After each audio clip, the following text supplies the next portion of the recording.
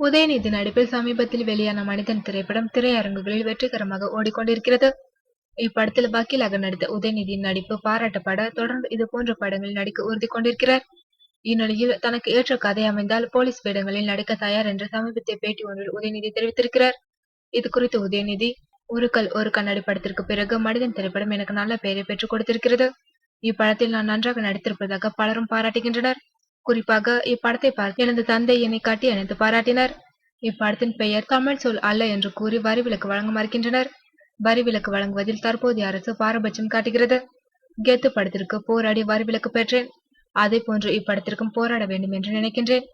நல்ல கதைகள் அமையும் பட்சத்தில் போலீஸ் வேடங்களில் நடிக்கும் ஆர்வம் கொண்டுள்ளேன். தற்போதைய சூழ்நிலையில் படத்தை தயாரித்து சொந்தமாக வெளியிடுவதுதான் பெரிய சாதனையாக இருக்கிறது என்று உதயநிதி கூறியிருக்கிறார்.